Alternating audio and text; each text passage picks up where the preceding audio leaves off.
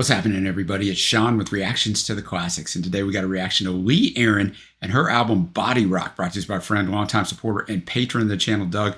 Thank you, Doug. Appreciate you. Appreciate all the patrons who make this thing go. If you'd like to support us in any way, check out that Patreon link below or the Patreon link on the end screen. We couldn't do it without them.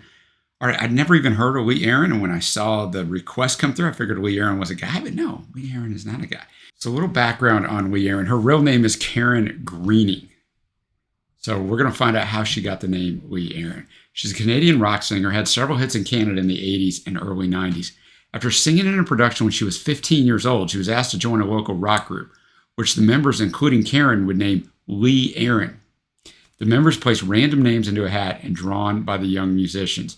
She sang, played alto sax and keyboards in the first incarnation of the band, and took on the stage name of Lee Aaron. This album itself, fifth studio album, released in September of 1989. It's her most successful and highest charting release, going double platinum in Canada and reaching number 24 in Canada and 36 in Germany. It was nominated for Album of the Year and Rock Album of the Year at the Junos, and was included on Chart Magazine's list of 20 most influential Canadian albums of the 80s. She added glam metal to her wide array of styles with this album. She had a little bit of heavy metal and synth-laden rock before. This is just what I've read. I don't know this, so don't hold me to this, Lee Aaron fans. To more guitar-driven hair metal on this, so I don't know.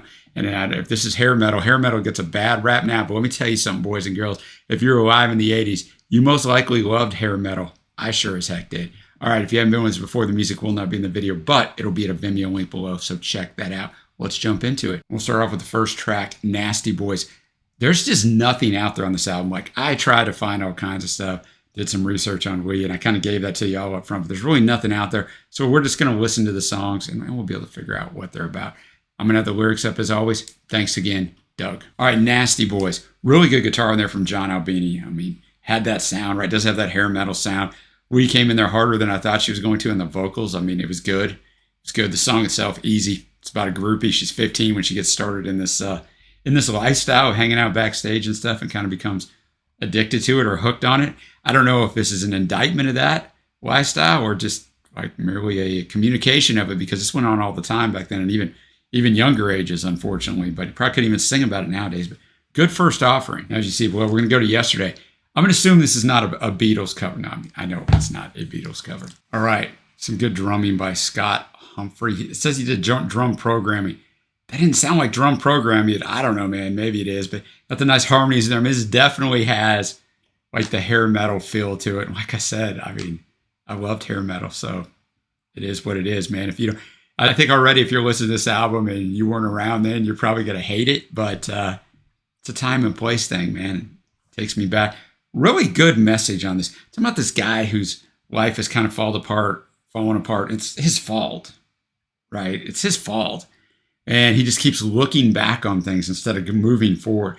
You got to move forward. If you start dwelling on yesterday, man, your life is going to go nowhere. I mean, I know tons of people that have done that. I try to never do that. I mean, when you get older, you start reflecting on things going, maybe I should have done this or that. I don't think that's the same thing as, just dwelling on, man, I can't believe that happened, and let that kind of rule your life now. It truly is nothing you can do about yesterday. You can only focus on today. There's nothing you can do about tomorrow. But I like the harmonizing on that. I like the drumming on it. And I liked, obviously the guitar work, but I like the message of the song. Next up, we got a Thing for You.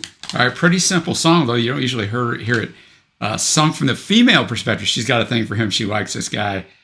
They do things, boys and girls, and she's got a thing for him. So, the standard great guitar work on here, the soaring choruses where we're going to get some other voices in there with her. So it was fine, man. It's my least favorite of the first three, but I mean, it was fine. All right, next up we get to a cover, Rock Candy, a Montrose cover.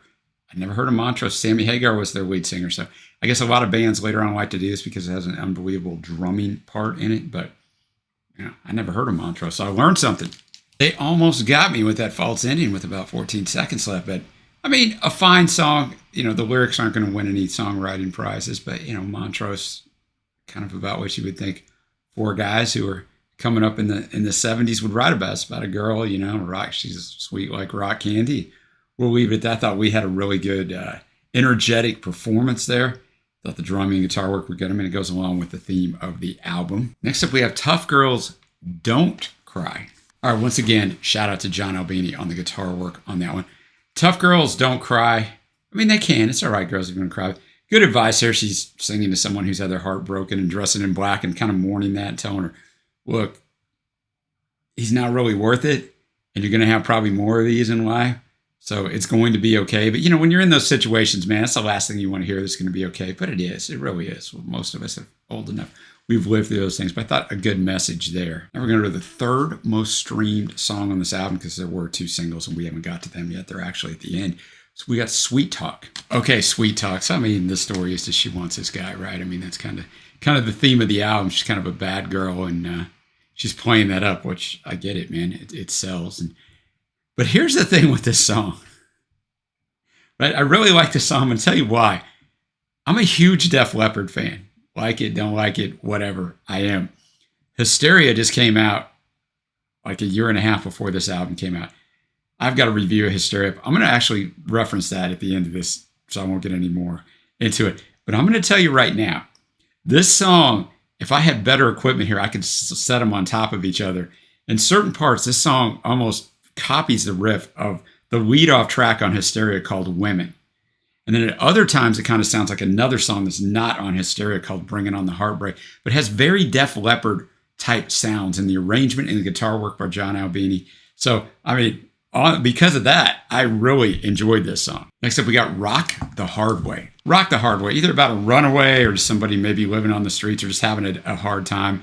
Lee's just encouraging them to, you know, you can kind of only count on yourself and you've got to get through this. You've got to toughen up and rock the hard way. That soaring chorus that just keeps going through, the guitar melody that plays over the top of it, makes these type of songs stick in your head. Really good production. Next up, we have the song that has by far the least amount of streams. We got Shame. All right, Shame. This thing was a Jekyll and Hyde on arrangement, right? I couldn't decide what it wanted to be. At parts, the guitar were good. I hated the arrangement up front. It just doesn't fit with the album, but I'll give him credit for trying to do something different. Just really wasn't feeling that song. But all right, next up, we got What You Do to My Body. A hit in Canada. It's got over 1 million streams. Went to number 25 in Canada. The video was also nominated for the Juno Video of the Year. So on that note, let's watch the video. Why not? It's got 1 million views. Let's watch the video. All right, What You Do to My Body. This is mid to late 80s personified boys and girls. It had everything I wanted. It's definitely hair metal. It had something for the boys with Lee Aaron and the girls with all the guys around. I mean, just it was really fun to see that. It's exactly what I pictured, so it was fantastic to see. Soaring choruses with harmonies in there, great guitar work. Her vocal performance is fantastic. I can see why this song was a hit. Next up, we got the other single, Hands On, went to 38 in Canada. All right, Hands On. I can see why this was a single, very catchy. Guitar work, once again, is on point. It's not the way this guy dresses or his kiss or anything. It's those fingertips, man, Hands On. So, you know, a well-done song in the genre, well-produced, well put together. Got 2 songs left. We got Rebel Angel. All right, she's a Rebel Angel. Kind of more of the same, right? Great guitar, soaring riffs in there with fantastic harmonizing choruses that, Rebel Angel, they just stick in your head. They knew how to do it on this album. We're going to finish it off with How Deep. All right, on these hair metal albums, you always had to have a ballad, and there it is. This one was really interesting. Really interesting way to finish because it's totally different than anything else on the album. And I really liked it. I mean, the bass work got to shine a little bit, a little acoustic guitar in there. The main thing was Lee's vocals, right? I mean, when you're thinking about this genre of music and we're in the 80s, I know it's almost out of the 80s here, but we're in the 80s. You know, the easiest comparison that's right there is Lita Ford. And on this song in particular, we just show that her vocals are, I mean, I loved Lita Ford back in there, far superior to Lita's. Like this is really good vocal performance. It shows you what she can do. And I know she went on later on and did some jazz stuff and things like that. So I could see that right here. So really good way to finish this album. It's going to bring me to my favorite tracks. Honorable mentions, Hands On and Sweet Talk. That song that I thought sounded a lot like Def Leppard. Faves are going to be Yesterday, What You Do to My Body. And this last song eventually snuck in there as a fave, How Deep.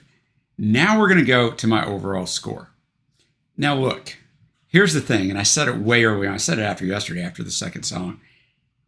If you didn't grow up in this time, you're probably going to listen to this album and you're not going to like it because it doesn't age well, right? It's a different sound. It's a sound that belongs to a place. Some music like the Beatles, 60 years later, it ages well.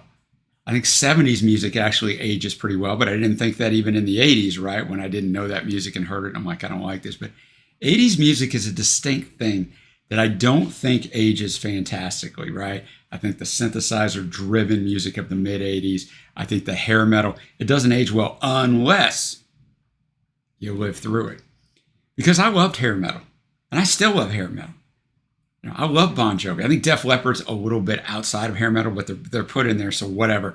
But I'll give you an example. Hysteria is one of my all-time favorite albums. I mentioned it earlier. It's one of my all-time favorite albums.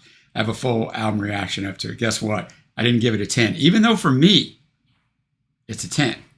But I didn't give it that because I've got to be objective and not subjective when I do this to try to hold some sort of credibility with you boys and girls that watch all these videos. So for me, this album is going to be a 6.5. Still not a bad grade, right? 5's average, but we get carried away if something's not an 8 or a 9. Okay, so 6.5, but I enjoyed it more than that.